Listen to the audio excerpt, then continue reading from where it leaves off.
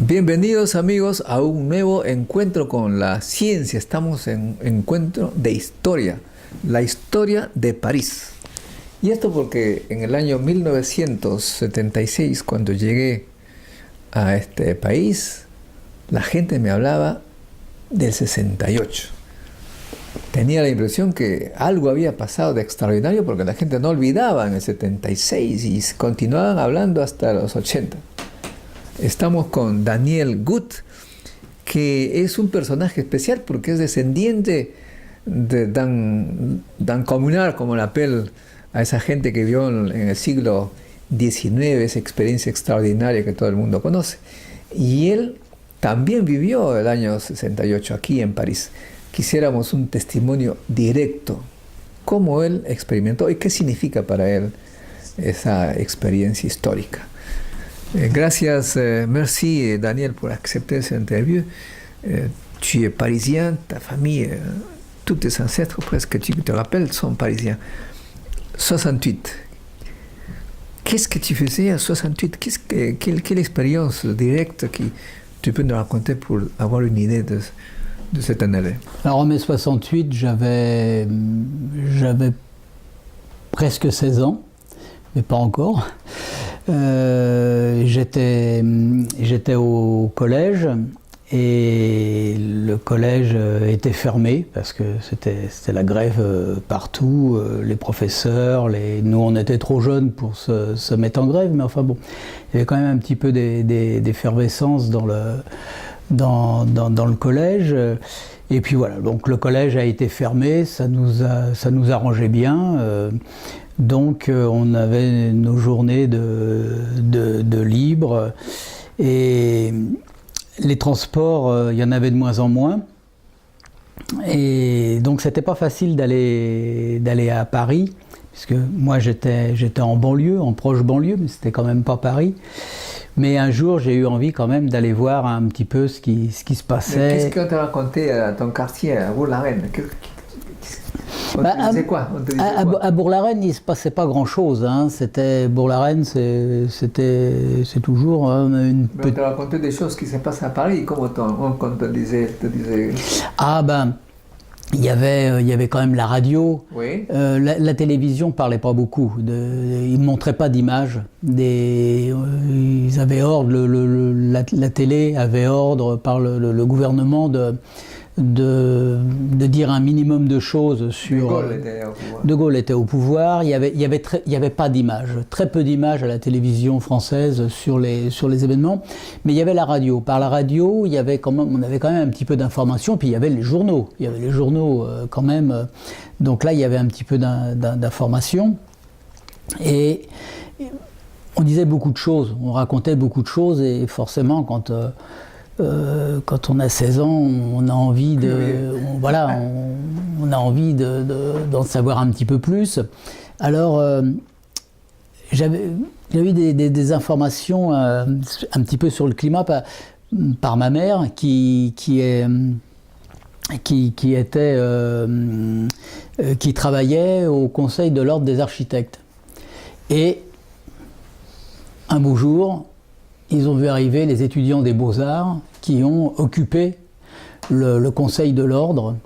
Et donc ma mère, ça l'a fait un petit peu rigoler. Ses chefs, beaucoup moins, parce que les chefs, c'était plutôt un petit peu des grandes bourgeoises qui voyaient arriver ces étudiants hirsutes. Bon, elles ont paniqué, elles ont carrément pris peur, je crois qu'elles se sont enfuies. Ma mère, bon, elle est restée, et puis elle a commencé à discuter avec les étudiants. Bon, alors ils ont un petit peu dégradé les lieux, ils ont mis des graffitis un petit peu partout sur les murs, mais bon, ma mère, ça l'a quand même fait un petit peu sourire parce qu'il y avait quand même beaucoup d'humour. Bon, elle se souvient que dans les toilettes, ils avaient marqué si haut qu'on soit placé, on n'est jamais assis que sur son cul. Bon, je crois que c'était Montaigne, voilà. Bon, il y avait des citations, il y avait des graffitis sur les murs. Donc elle me raconte ça, elle dit ah ben voilà, on a été occupé par les étudiants des Beaux-Arts, et puis elle me raconte un petit peu tout ça, puis bon, moi ça me... Donc elle n'avait pas, disons, une expression de peur, mais de... Non, Non, elle a pas eu peur, bien qu'au début du mouvement, elle n'était pas tellement pour les étudiants, elle était pour la grève générale, elle soutenait les ouvriers qui étaient en grève pour leurs revendications, ça, elle trouvait ça normal, mais les étudiants, bon, pour elle, c'était tous des fils de bourgeois et bon, bah, qui s'amusaient, quoi. Puis ça passerait, ça. Et puis là, du coup, de les avoir côtoyés une journée, il y avait une certaine sympathie. Bon, donc elle me raconte ça le soir et bien sûr, moi, j'ai envie de voir directement. Bah oui, qui se passe. voilà. Tu es parti de Bourg-la-Reine, c'est voilà. Quelques kilomètres. Ah oui, bon, mais pas le soir même, hein, puisque ma mère, là, quand même, elle voulait pas que je sorte la nuit, elle voulait pas que j'aille dans Paris, au quartier latin, là, c'était trop dangereux, ça se battait avec les flics, tout ça, bon. Mais dans la journée, comme j'allais pas, le collège était fermé, donc je suis parti tout seul, sans copain, je suis parti tout seul, il n'y avait plus d'autobus. Il y avait, quand on avait la chance de tomber sur un camion de l'armée qui assurait un petit peu le transport, bon, on pouvait monter dans un camion militaire. Alors je crois que à l'aller, je suis monté en camion et puis au retour, il n'y avait pas de camion, je suis rentré à pied. Bon, ça faisait, je sais pas, 10 km, bon, c'était pas... Pas si loin. C'est pas si loin. Voilà. Qu'est-ce que tu as trouvé là, ce jour-là? Alors, donc, j'arrive au quartier latin. J'étais pas... ce moment-là à fond pour les étudiants, pour la révolte étudiante. Bon, par rapport à ce que me disait ma mère, tout ça, bon, c'est pas des gens de notre milieu, c'est des petits bourgeois. Donc, j'avais beaucoup de méfiance. Et puis, donc, j'arrive au quartier latin, et puis là, il y a un étudiant qui me dit « Tiens, prends ça », il me tend un tract. Je crois que c'est la première fois de ma vie qu'on me tendait un tract. Et bon, je regarde et il me dit « Oui, c'est sur les violences policières, voilà, on a eu des camarades d'arrêtés, les flics dans le camion, ils les ont pratiquement torturés. Enfin, il y avait des témoignages, comme quoi avec une aiguille, il y avait un CRS qui avait planté l'aiguille dans la cuisse d'un étudiant. Bon, il les avait tabassés dans le camion, tout ça, bon. Oh, je me dis, oh, c'est un peu gros ça quand même. Bon, mais... Et puis il me dit, ouais, mais tu sais, on a besoin de fric. Alors bon, je lui donne une petite pièce, je veux pas avoir l'air, mais bon, je dis, en plus, moi je suis rien demandé, et puis il me demande encore de l'argent en plus. Bon, bref. Puis je continue mon tour, et je me balade dans les rues, il y avait une certaine animation, mais... Il y avait un air de fête quand même, il y avait quelque chose de très très sympathique, les gens se parlaient, riaient, enfin bon, bon. Et je me promène dans le quartier et je me souviens du côté de la rue d'Ulm, un petit garage, tout petit garage comme il y avait dans le temps, avec une pompe à essence, une pompe, et un carton écrit à la main sur la pompe. Et il y avait, bien sûr, il commençait à y avoir pénurie d'essence, même s'il y avait encore de la circulation à cette époque-là, mais il commençait quand même à manquer d'essence. Et le garage, lui, il n'avait plus d'essence et il avait mis un carton, ça m'a fait beaucoup rigoler, plus une seule goutte d'essence, même pour un briquet.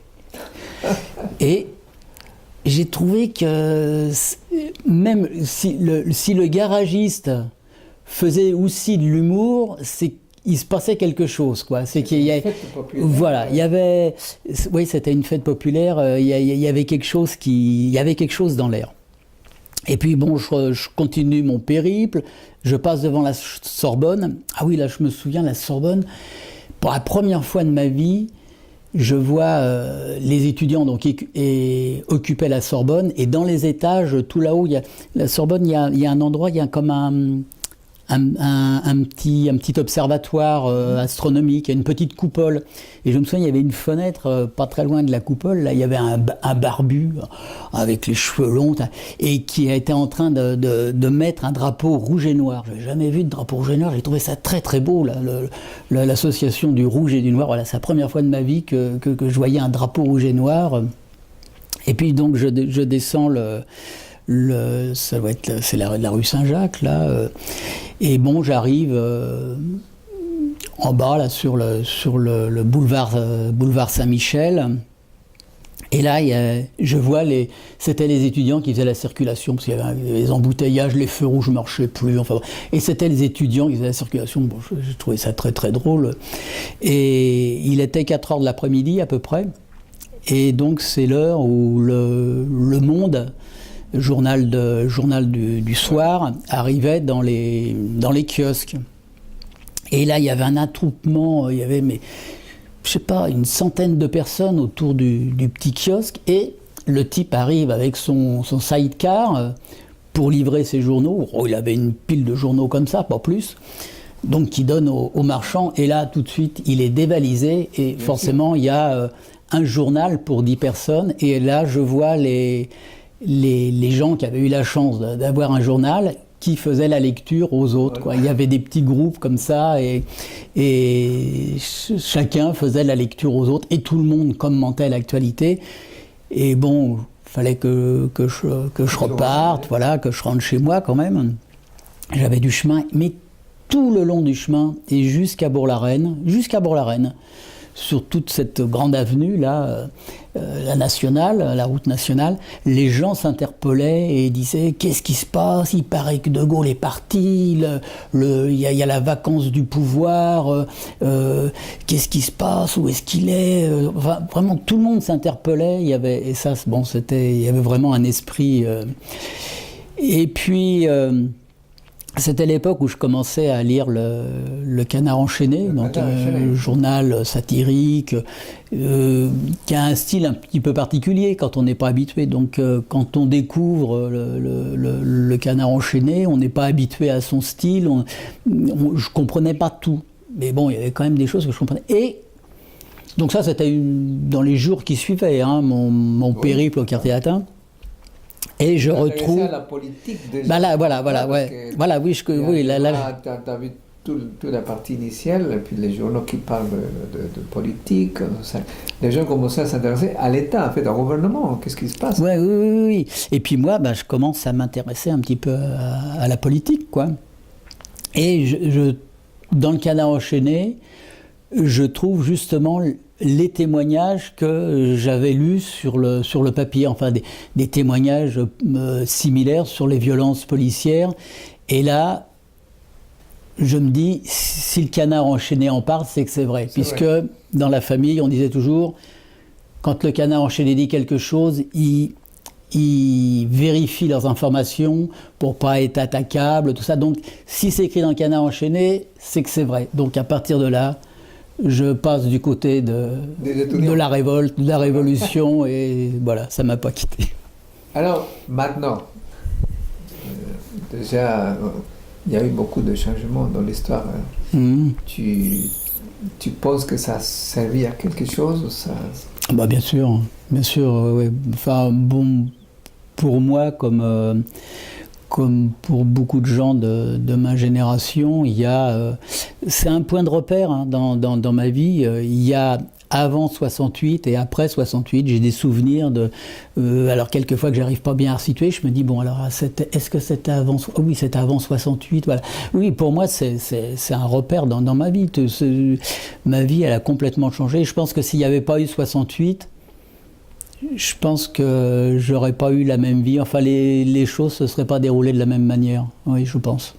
Et beaucoup d'autres tes collègues. Oui. J'ai aussi d'autres camarades de ma génération. Qui n'ont pas des. Oui, bien sûr. Il y a des gens pour qui 68 les a pas marqué. Je pense que quand même ça a marqué quand même un peu tout le monde, mais différemment. Il y en a qui ont complètement rejeté 68, quoi. Voilà, c'était pas leur truc. Ils ont participé au mouvement, mais maintenant ils n'ont rien. Alors il y a ceux-là aussi. Bon, il y a ceux qui ont participé et puis qui ont changé de. Mais malgré tout, quand on discute avec ces gens-là, au bout d'un moment, quand même, il y a des souvenirs qui reviennent et on s'aperçoit que finalement, ça les a marqués. Même si quelquefois, ironie, dit ouais, bon, on était jeunes, mais quand même, il y a quelque chose. Bueno, amigos, alguien dijo, que creo que Gabriel García Márquez, la vida es lo que uno se acuerda y que merece la pena contar. De modo que Daniel Gut ha vivido 68 siendo adolescente y nos ha hecho también recordar que alguna vez nosotros fuimos jóvenes y soñamos con un cambio en el mundo que desafortunadamente se hace muy lento en llegar. Il est très lent le changement. En fait, on ne voit pas vraiment de changement dans un sens qu'on voudrait. Hein? Oui, oui, c'est vrai, mais en même temps, je pense que, ce que je dis toujours, hein, l'histoire, elle est toujours en mouvement, et ça peut être long et quelquefois ça peut être très rapide. Et c'est de toute manière toujours au moment où on s'y attend le moins. Et 68, c'est l'exemple.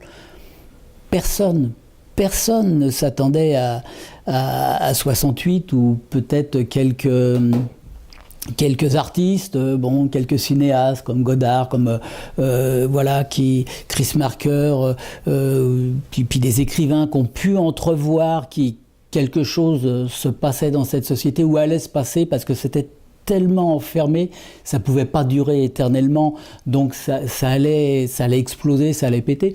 Mais sinon, très peu de gens. Dans le milieu journalistique, il n'y a pas de journalistes qui ont dit voilà, ça va exploser, ça va changer. Non. Voilà, c'est venu comme ça au moment où on s'y attendait le moins, et je pense que peut-être, je sais pas, on est peut-être à la veille d'une révolution, et on le sait pas. Quand il y a qu'à regarder ce qui s'est passé dans les pays arabes, hein. Du jour au lendemain, voilà, ça prend peut-être pas le chemin qu'on voudrait. Il n'empêche que ça a bougé, et ça c'est important, c'est que ça bouge.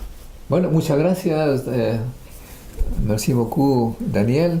Merci. Esperemos que la juventud sea más imaginativa y tengamos un cambio que nos haga a todos un poco menos descontentos de esta realidad. Hasta un próximo encuentro con la ciencia, amigos.